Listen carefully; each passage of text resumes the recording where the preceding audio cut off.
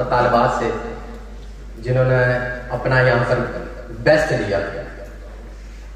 تو کیا خیال ہے, رزلٹ کی طرف چلنا چاہیے یا نہیں چلنا چاہیے؟ آپ کی تعلیم بھی آپ بتائیں کہ رزلٹ ہونا چاہیے نہیں ہونا چاہیے. چل بہت بہت سامعین کرام, چلتے ہیں ہمارے آج کے جو منصفین کرام میں منصف اعلیٰ کی حیثیت رکھنے والے جو ہمارے جج ہیں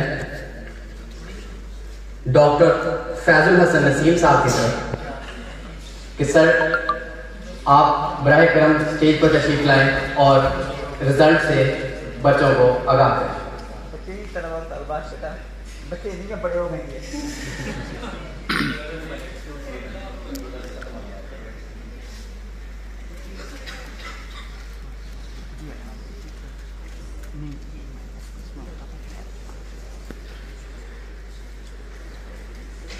تمام مقررین سے میں اپنا مشورہ دینا چاہوں گا کہ دروشی پڑھ لیں, سورۃ اخلاص پڑھ لیں, جو کہ ہم ایز یوزول رزلٹ آنے سے پہلے کرتے ہیں.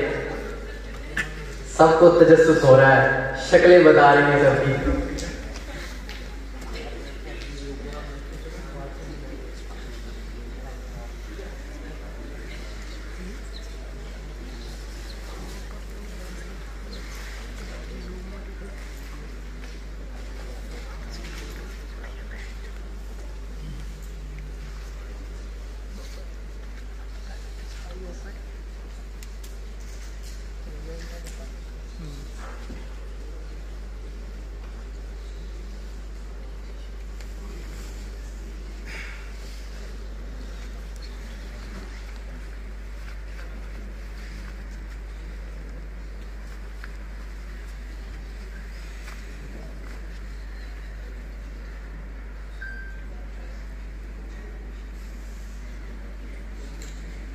میں امید کرتا ہوں کہ سب نے دروشی کمپلیٹ کر لیا ہوگا.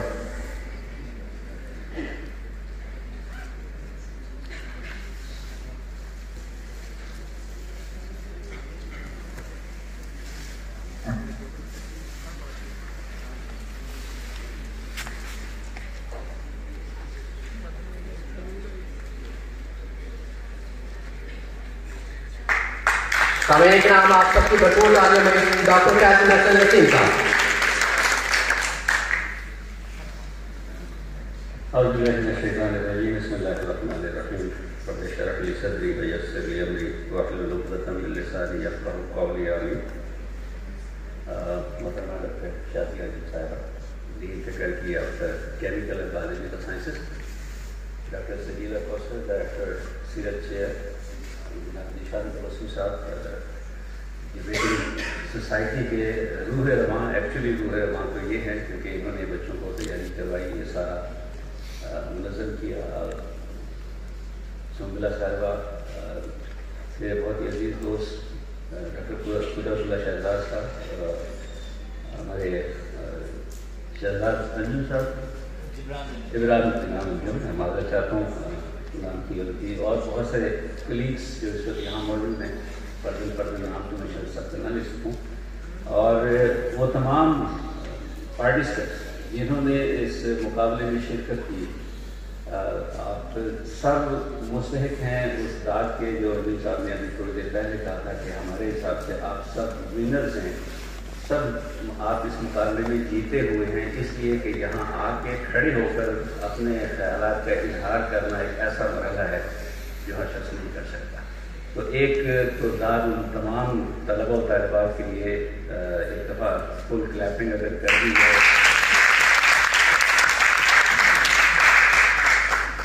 رہی بات مقابلے کی, تو مقابلے سے پہلے ایک چند گزارشات. قدرت اللہ شہزاد صاحب تو بہت جلدی جسے کہنا چاہیے اپنی جان چھڑا گئے, لیکن یہ ہے کہ میں کچھ گزارشات ضرور آپ دوستوں کی خدمت میں پیش کرنا چاہوں گا. بات اقبال کے ایک شعر سے شروع کروں تو کچھ یوں کہ یہ فیضان نظر تھا یا کہ مکتب کی کرامت تھی, یہ فیضان نظر تھا یا کہ مکتب کی کرامت تھی, سکھائے کس نے اسماعیل کو آداب فرض کیا. گویا آداب فرزندی بھی خود سے نہیں آتے، کسی نہ کسی کو سکھانے پڑتے ہیں اور اس کا کوئی نہ کوئی طریقہ کار ہوتا ہے۔ اب وہ فیضان نظر کی صورت میں ہو یا مکتب کی کرامت ہو، لیکن جہاں کہیں سے بھی تربیت ہوگی اس کی داد دینا داد نہ دینا نا انصافی ہوگی۔ اور یہ جتنے طلبہ و طالبات جنہوں نے یہاں حصہ لیا، یقیناً کسی نہ کسی نے ان کی تربیت کی ہوگی۔ اور اگر میں بچوں کو کوئی نصیحت کروں گا تو اس کا بنیادی مقصد یہ ہوگا کہ یہ ان کی کوئی کوتاہی تھی، سکھانے والوں نے یقیناً اس میں کوئی کوتاہی نہیں چھوڑی ہوگی، کوئی کمی نہیں چھوڑی ہوگی، لیکن طلبہ و طالبات نے سیکھنے میں کوئی کوتاہی کی، اور وہ کوتاہی ہمارے لیے یہاں منصفین کے لیے ایک فیصلے کا باعث بن جاتی ہے کہ کس کا تلفظ درست تھا، کس کا تلفظ غلط تھا، کس کی ادائیگی بہتر تھی، کس کی ادائیگی بہتر نہیں تھی۔ چنانچہ جو بھی فیصلہ ہوا ہے متفقہ طور پر تمام ججز نے متفقہ طور پر فیصلہ کیا ہے، لیکن اس میں جو فرق پڑا ہے وہ انہی بنیادوں پر پڑا ہے۔ گویا آئندہ مقابلوں میں، اور یقیناً آپ کو حصہ لینا چاہیے آئندہ مقابلوں میں آپ اپنی اصلاح کیجیے گا اس حوالے سے جس حوالے سے ہم نے یہاں آپ کی مارکنگ کرتے ہوئے آپ کے نمبر کاٹے، اور اس میں سب سے بڑا جو فیکٹر تھا وہ تلفظ تھا۔ تلفظ کی ادائیگی، جو الفاظ کی ادائیگی ہے یا تلفظ کی جو اصلاح ہے، یقیناً اساتذہ اس میں اپنا کردار ادا کرتے ہیں، لیکن جیسے میں نے پہلے گزارش کی، طالب علموں کو اس میں کوتاہی نہیں کرنی چاہیے۔ اگرچہ فی الوقت ہمارے معاشرے میں تلفظ کی کوئی اہمیت رہ نہیں ہے، کسی کوئی زمانہ ہوتا تھا کہ ریڈیو اور ٹیلی ویژن پر تلفظ کی اوپر اتنا زور دیا جاتا تھا کہ ذرا سا کوئی بھی تلفظ سے ہٹ کے، صحیح تلفظ سے ہٹ کے کوئی لفظ ادا کرنا بہت بڑا جرم سمجھا جاتا تھا۔ آج کل جملہ یہ بولا جاتا ہے، بات سمجھ آ گئی ہے۔ تو یہ ہماری بدقسمتی ہے کہ اب ہم اس طرح سے اس طرف توجہ نہیں دے رہے، لیکن جیسا میں نے گزارش کی کہ طالب علموں کو اس طرف یقیناً توجہ کرنی چاہیے۔ آپ کا تلفظ جتنا درست ہوگا اتنی ہی بات خوبصورت انداز میں آپ جس کو مخاطب کر رہے ہیں اس تک پہنچیں گے۔ دوسری جو وجہ بنی طالب علموں میں مقابلہ کرنے والوں میں فرق کی، وہ تھی ان کی ادائیگی۔ دیکھیے، بات کرنے کا اپنا ایک انداز ہوتا ہے اور بات کرنے کا اپنا ایک مقصد ہوتا ہے۔ یہ نہیں ہے کہ آپ آئیں اور ایک ہی جوش اور جذبے کے ساتھ اپنی تقریر کریں، جسے انگریزی میں مونوٹونس کہا جاتا ہے، پھر اسی ٹون میں بات کرتے ہوئے آپ اپنی تقریر ختم کریں اور چلے جائیں۔ مقصد صرف تقریر کرنا نہیں ہوتا، مقصد یہ ہوتا ہے کہ آپ جو کچھ کہہ رہے ہیں اس کا ابلاغ ہو سکے، سننے والے تک وہ بات پہنچ سکے جو بات آپ اس تک پہنچانا چاہ رہے ہیں۔ دیکھیے تقریر کی خوبی کہ جو اس نے کہا، میں نے یہ جانا کہ گویا یہ بھی میرے دل میں ہے۔ اگر آپ یہ بات نہیں کر سکتے، وہ ابلاغ نہیں کر سکتے، اپنی بات دوسرے تک پہنچا نہیں سکتے، تو پھر آپ اچھے مقرر نہیں ہیں۔ جوش اور جذبہ جتنا آپ کا ہو، زور خطابت جتنا مرضی ہو، لیکن آپ اچھے مقرر شمار نہیں کیے جائیں گے۔ لہذا ایک وہ جو اسے کہتے ہیں نا کہ پیٹرن بنا ہوا ہوتا ہے، ہم صرف اسی پیٹرن کو فالو کرنے میں سمجھتے ہیں۔ ایک بیٹی آئی تھی، اس نے آتے ہی یہاں کہا کہ سنتے کانوں دیکھتی آنکھوں۔ اب سنتے کانوں دیکھتی آنکھوں سے کون آشنا نہیں ہے؟ طارق عزیز مرحوم کا بڑا مشہور جملہ تھا جو نیلام گھر کے شروع میں ہمیشہ وہ بولا کرتے تھے، اگر آپ نے آ کے صرف یہ جملہ ادا کرنا ہے تو پھر اس میں آپ کا کوئی کمال نہیں ہے۔ آپ نے اپنی بات کرنی ہے، کچھ نیا سوچیے، جسے تبلیغی صلاحیت کہتے ہیں، اس کے حوالے سے سوچیے اور پھر اپنی بات کا ابلاغ کیجیے۔ جو نفس مضمون تھا وہ اس ذات کے بارے میں گفتگو تھی جو ہمارا محور و مرکز ہے، ہمارے ایمان کا محور و مرکز ہے۔ رسول اللہ صلی اللہ علیہ وآلہ وسلم کے بارے میں یہ جانتا ہوں کہ کوئی شخص یہ دعویٰ نہیں کر سکتا کہ آپ کی مکمل تعریف کی جا سکتی۔ اب آپ نے جب ان کے بارے میں گفتگو کرنی ہے، اپنے دلائل میں وہ واقعات، وہ فرمودات آپ نے شامل کرنے ہیں جس کی بنیاد پہ آپ اس چیز کو ثابت کر سکیں جس کے حوالے سے بات کر رہے ہیں۔ مجھے ذاتی طور پر، اور میں معذرت کے ساتھ اپنے دوستوں کی طرف سے بھی یہ بات کر دوں کہ میرا خیال ہے ان کو بھی یقیناً یہ چیز محسوس ہوئی ہوگی کہ ہم لفاظی کے کچھ زیادہ ہی قائل ہو گئے ہیں۔ جس ذات کے بارے میں ہم بات کر رہے ہیں ان کو لفاظی کی ضرورت قطعاً نہیں ہے۔ جن کی تعریف اللہ کر رہا ہے، میری آپ کی کیا مجال ہے کہ ہم ان کی تعریف کر سکیں؟ لفاظی خوبصورت بھاری بھرکم الفاظ ایک طریقہ اظہار، ایک ذریعہ اظہار ضرور ہو سکتے ہیں، لیکن آپ یہ دیکھیے کہ آپ کن کے بارے میں بات کر رہے ہیں۔ کیا یہ لفاظی کر لینا اس مقصد کے حصول کا سبب بن سکتا ہے جو ہمارا بنیادی مقصد ہے؟ اور بنیادی مقصد کیا ہے؟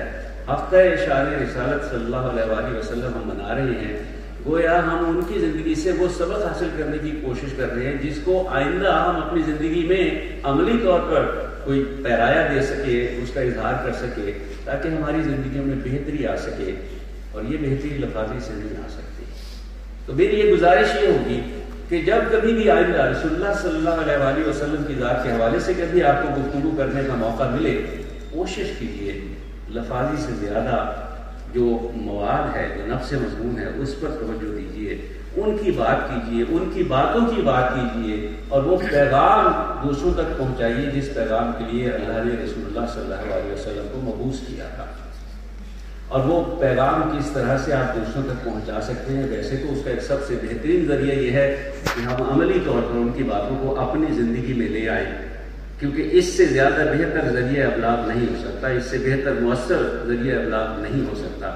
تو جب تک ہم ان کے فرمودات کو اپنی زندگیوں میں عملی شکل میں نہیں لائیں گے، جتنی مرضی ہم لفاظی کر لیں، وہ نتیجہ حاصل نہیں کیا جا سکتا جس کے لیے ہم اس قسم کی محافل کا انعقاد کیا کرتے ہیں۔ یہ مختصر سی ایک گزارش تھی میری۔ ایک نئی چیز میں نے آج نوٹ کی، میرا خیال ہے کہ یہ ذیشان صاحب اس حوالے سے مجھے بتا سکیں گے کہ ہر مقرر کے بعد تقریر کا دورانیہ میرے لیے آج نئی چیز تھی، اور یہ جس بھی مقصد کے لیے شروع کیا گیا تو پھر کچھ پہلے شروع والے جو ہیں ان کو شاید اس وقت نہیں کیا گیا، لیکن یا تو پھر سب کو بتا دیتے آپ کو زیادہ بہتر تھا۔ چلیے گزارشات کے بعد اب میں آتا ہوں جس کے لیے آپ لوگ بیٹھے ہیں۔ یہ گزارشات تو سما خراشی تھی نا، اور بیٹھے ہوئے آپ اس لیے ہیں کہ اب نتیجے کا اعلان کیا جائے کہ کون کون سے مقررین تھے جو منصفین کے مطابق، تو میں نے کہہ دیا کہ جیتنے والے تو آپ سب ہیں، لیکن ان میں جو کیٹیگرائزیشن ہوئی ہے اس کے حوالے سے تیسری پوزیشن پہ ہے نیشنل ٹیکسٹائل یونیورسٹی فیصل آباد سے محمد عاقب علی اسکر۔ اگر آپ میرے کھڑے ہو گئے، بہت شکریہ۔ دوسری پوزیشن حاصل کی ہے university of the Punjab Lahore, Usama Arshad.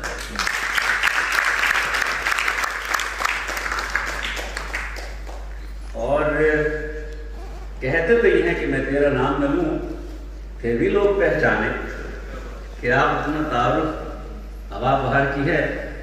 اور اول پوزیشن پہ میری مادر علمی بھی ہے، وہ government S C college Bahawalpur سے علی عمر ارسلان۔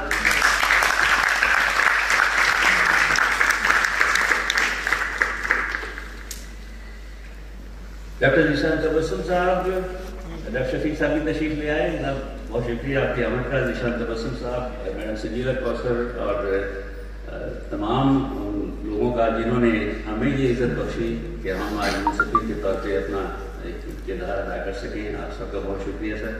عزت افزائی پہ ممنون ہوں، اور آپ سب کا شکر گزار ہوں کہ آپ نے توجہ سے میری معلومات سنی۔ امید ہے انشاءاللہ آپ ان باتوں کو پیش نظر رکھیں گے جب کبھی مستقبل میں خاص طور پر طلبہ و طالبات مقابلے میں شریک ہوں گے۔ السلام علیکم ورحمۃ اللہ۔ بہت شکریہ سر۔ سامعین کرام، ہمارے آج کی اس محفل میں